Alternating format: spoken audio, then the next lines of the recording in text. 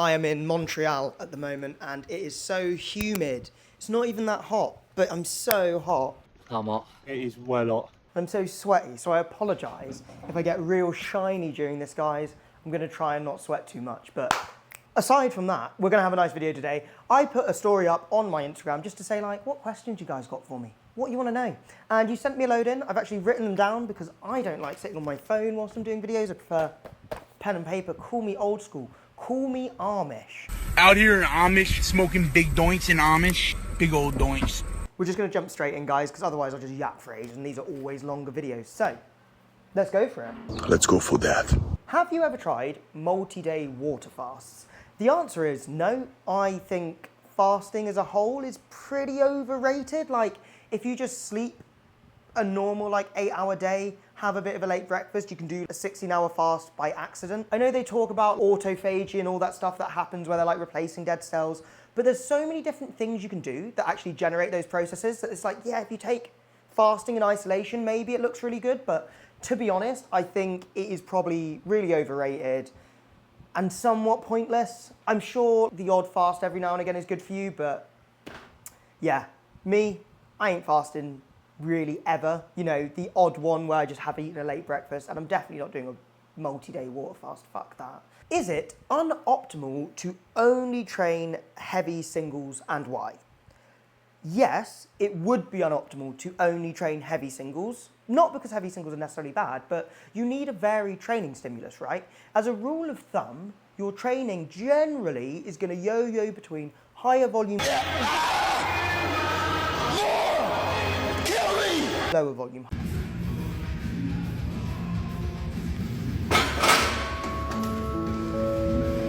Higher volume, lower volume, over, I don't know, periods of 8 to 16 weeks, that sort of range. And that's generally how we progress, because what's going to happen is your singles will do a great job of helping you train maximal strength, but then you will be limited by the fact that you need more volume at that higher weight, so you need to then build your volume, expand your volume near those higher end weights, and then that allows you, when you do your singles again, to bump that load up. So if you were to just do singles forever, you'll probably get pretty strong, and you'll get strong for a long time, but there's probably a faster route to the same result of doing that. Singles are important though. I am a big believer that you can do, you know, a decently heavy triple, a double, a single every week if you wanted to. I just wouldn't forget about the volume stuff, because that's very important too. Top 3 sets that get you hyped. So, I really like, what do I like? Do I even like training? No.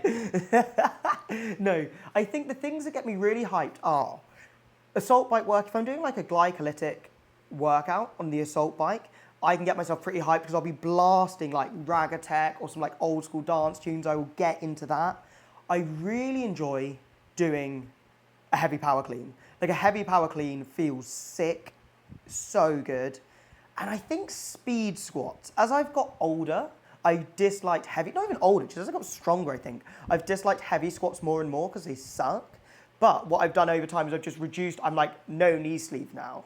Must be super fast, must be super deep. So just fast, deep squats, singles as well.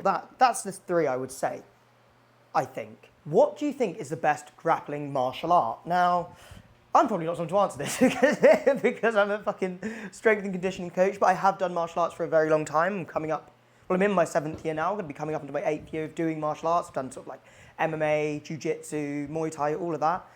I would say, in my opinion, that the best grappling martial art is probably going to be how people grapple from MMA.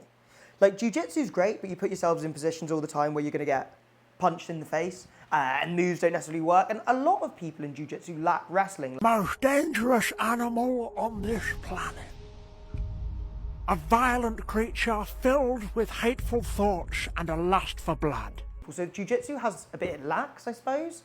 There's Sambo and things, but to me those seem somewhat gamified derivatives of MMA. I think if you want to be a really effective grappler, just do MMA grappling. So a bit of jiu-jitsu, a bit of wrestling, be willing to punch someone in the face, which I suppose you could argue isn't grappling, but I can't pin you down on the floor and hit you in the face if I can't grapple, so I would. Herniated a disc in my back. Was wondering, how soon can I train hard again? if I'm already pain-free? Well, the answer really is, I don't know. Oh, brother, this guy stinks! And I know that's a bit of an annoying answer, but the reality is a disc herniation could kind of be anything from something that's better in 4 to 6 weeks and you don't even really notice you've done it. Remember, if you scan most adult spines, you're going to see deviations, herniations, bulges, this and that, not necessarily correlated with pain or function. But you could also have a disc herniation which has caused you debilitating lower body pain due to a compression of the nerve and actually requires surgery to recover. From what you're saying, if you feel absolutely fine, then I assume you can probably go and train, rebuild your load, rebuild your functions, but you would need to do that within the scope of talking to a professional coach or a physio to really make sure that's what's going on. The reason I say that is obviously if you know you had a herniated disc, I presume there was probably a severe enough reason to get scanned. For example, like massively compressed like nerve pain or something. If you were scanned without that being the case, then actually you don't even necessarily know if that disc bulge or disc herniation that's been identified was even leading to the back pain. So it's so difficult for me to know without knowing what actually happened, whether or not that indication would be even a sensible indication that the herniation was to do with the pain or the function or whatever.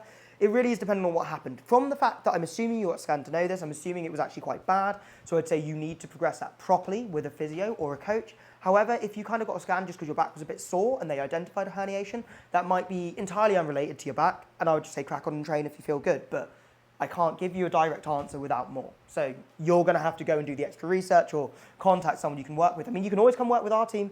We've got obviously an incredible coaching team. We've helped plenty of people through back injuries, back recovery, and we have a physio on board that informs all of our programming around specific injuries. So, but you need to do your individual thing. What is your opinion on cluster sets? I personally love a cluster set. I think number one, it's just an easy way to do volume without feeling like you're doing loads of volume. Like it's much nicer to, I cannot talk today. It's much nicer to do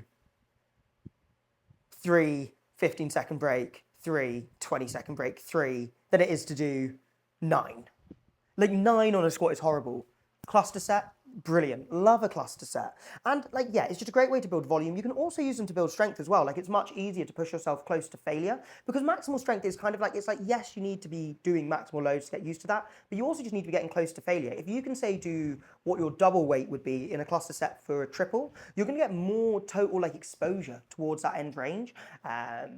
So you're gonna, you might get more out of it. Not always, sometimes maybe a single's better, proper rest and stuff, but it depends on the application. However, I think they're an amazing tool that can be applied very, very well. And of course, they also have application for things like strength, I've already said strength, hypertrophy, even potentially like muscular endurance. There's a lot you can do with it. It's just gonna depend how you program it. So I'm a fan. This is a brilliant question. How do you balance being an athletic beast and a god tier stoner? Well, this is a pretty easy answer for you. Obviously, I've got my Bob Marley top on. Unfortunately, this isn't my King of Reggae top, which makes me feel like even more of a top-tier stoner. This is just me representing the culture. Professional ganja smoker says there. But I would say, if you are a stoner or whatever vices you have, everyone has different vices. Some people like to eat lots of sweet treats, whatever it is. It's just about doing it within moderation to a point that is both, appropriate for your health and appropriate for general life. Like outside of being an athlete, I think the things that would probably be impacted more in my life by a habit of smoking weed is, work. How well can I turn up in my relationship? Things like that. So it's just about basically balancing it with everything else, The big thing I get with it is people talk about, I just kind of lose motivation, things like that. It's like, I don't think that's the weed. I think if you don't have the motivation to turn up and train, that's kind of on you. That's a personal thing. I think the weed or whatever, whatever you're using, alcohol, eating, whatever it is like masking. If I smoke weed, I want to go train, because I'm excited to train. I want to work, I want to get after it. If I get the munchies, I'm going to cook a steak. Don't get me wrong, sometimes me and Em get some sweets, but we're not sat there eating bars of chocolate. We'll be like, cool, let's get some Greek yogurt, let's get some sweets, let's get a bit of chocky, bit of honey, some cinnamon on top. We'll make something that's kind of hits both angles. So is moderation is the simple answer. How much weight should I be progressing on Zercher squats every week? Now, this is a question where it's another one where it's I don't know. I can't give you an answer because that's going to entirely depend on you as an individual. It depends how advanced you are. So let's take the example of an elite powerlifter at the top of their game. It's going to take them maybe 2-3 years to put a couple kilos onto their deadlift. Obviously, how many people are elite in Zercher deadlifts? Truly, I don't know. But if you are someone who is, well, maybe a couple years before you're going to be doing that. If you're an absolute beginner, well, you're probably going to be able to add 1 to 2.5 kilos a week. reasonably. But again, that's also going to depend on your specific background. Do you have any injuries? How's your body responding? What's your sleep and nutrition like? These things are always really individual. And obviously, you're probably going to be somewhere from complete beginner to elite athlete, and you're going to be somewhere on that spectrum. So it's really going to depend on where you're at, where your stress levels are at, how your body's feeling. And that's always going to be the answer with these things. But if I give you a rule that you could follow, my advice would be select a rep range. So maybe 6 to 10. Start on week 1 with a weight where you can get about mid-range. So say we were doing 6 to 10, you can get about 8 reps for your first set. Hit that to RAR 2, so 2 reps in reserve. Use that same weight until you can get all 3 sets or however many sets you're doing at the top end range of the rep range. So in the 6 to 10, it'd be getting 10 reps. And once you can do that, next week, you know for sure you're going to be able to add 2.5, maybe even 5 kilos. And then go back into that rep range. Okay, we're going to go back to what is that RIR2. Now I'm 5 kilos up, 2.5 kilos up. Maybe my first set now goes down to an 8, my second one's an 8, and my last one's a 7. I then repeat that process and jump up in weight again. So the answer is it really depends. If you want a real surefire way that is probably going to work and is going to blend strength gain and a little bit of volume building and this kind of like dual approach to progressive overload, so it's very hard to overdo any of it, that would be the way to go. Other than that, it's going to be individual to you and you're going to need to like really think about your circumstance. I've let myself go since having my first kid. What can I do to get back on track? Well, I mean, firstly, I wouldn't think about it as letting yourself go. Becoming a parent is very difficult. There's a lot going on, and who's to say, what was going on during the childbirth phase? Maybe that was really stressful. Maybe your partner had a lot of stress, or if it was adoption, maybe there was just real difficulties getting the kids settled in. Like, there's so many things that could have happened that could have thrown you off your routine.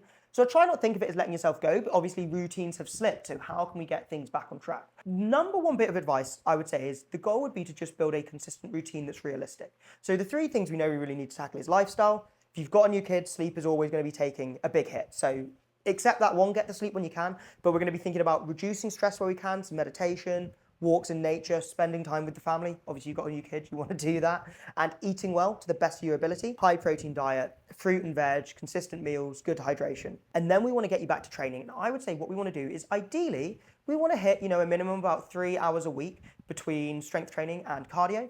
But to start with, if we can just get 2 45-minute sessions in a week, even if that's from home, amazing. And start building up the habit. Buy yourself a couple kettlebells or a barbell if you can afford it, and some rings, and you've got more than enough to train from home. If you can build a home gym, if you've got the resources to do that, I would say do that, because that's just going to make your life easier as a parent, full stop. Put together a couple full body workouts, 45 minutes from home. Once that routine starts settling in, you start to get that done. Let's see if we can chuck in a third one. And once we've got that, maybe we progress from there. Okay, can we do 1 from home, 1 in the gym? Do you know what I mean? It's just about rebuilding slowly. And I think keeping in mind, getting back on track doesn't look like immediately doing the same thing you were doing when you were in your 20s, when you didn't have a kid. It looks like getting back to a point where you can become fitter, stronger, healthier, happier, and in a body that means you can turn up for your family properly. And there's a lot of ways to achieve that. That probably looks different to what you were doing as a youngster, but it's something you can do properly now. You just need to do it in a different way. It is one of these things where you've just got to adapt and you've got to adjust. And that would be my advice. Start simple, nail the basics, nutrition, training. See what happens from there. Oh, this is a good one as well. How many days should I be training in the gym as an MMA fighter? So this is going to depend on the time you've got available. I think the number one thing to think is, as an MMA fighter, your skills development is the number one thing, because MMA is such a vast sport. You've got so many skills you need to develop. It's very hard to become an incredible MMA athlete if you are only training 2-3 sessions a week, right, of martial arts, because there's just too much to learn. You've got to learn to wrestle, you've got to learn to do jiu-jitsu, you've got to learn to strike, you've got to learn Muay Thai, you've got to learn wall wrestling, clinch work. There is so much that goes into it. So presumably you're going to do sort of 3 to 5, 6 martial arts sessions a week, which is a huge amount of fatigue and very uncontrollable fatigue, especially at the earlier stages of your career. Or if you're just a hobbyist, there is always going to be people better than you, fitter than you, who may just choose to beat you up on that day. And that's the unfortunate reality of martial arts. Or, the coach might just put a hard session in and you're just wrestling hard and you are fucked. So you've got unmanageable fatigue to some degree, and you've got a lot of time investment, which is also just a lot of fatigue. So with martial artists, I tend to say the maximum you want to be in the gym is 3 days a week, because you don't need more than that to create serious strength, power, speed, mobility, development, especially if it's programmed well. In an off season, or say you pick up an injury, maybe bump that up to 4, 5 if the opportunity was there, but that's not going to be the priority. We're going to stick to that 3 a day range, and you're looking for 16 to 90 minutes there, really. You could do less. You could get it in 2 days a week. That is completely possible, but personally, I'd be looking for those 3 days a week. Try and get at least one rest day in between them all. You're probably gonna have to double them on some days, so try and pair those with your easier training days in martial arts would be my take. Some people would prefer to train them with the harder days, so you're just beat up, tired. But for me, if you're training that frequently, I would rather pair light and training, just so I'm a little bit less beat up in each one. But that's my personal preference. You can go about it either way. All right, guys, that is all the questions. So thank you very much for sending those in. I actually really enjoy doing videos like this. It's fun to get to answer your questions. You get to find out exactly what you actually want to find out. I don't need to just make content and hope it's what you want to find out. And I don't even need to script it. I just need to write down my questions on my piece of paper, turn up and start chatting to you guys. So it's a win-win all round. But I hope you enjoyed the video, guys. If you want to come and work with our team, as I said earlier, I will leave a link in the description. All you need to do is click that, leave your details, tell us what you need support with, and our team will be in contact and we'll take it from there. Subscribe to the channel if you like that, because that always helps, and I will catch you in the next one, guys.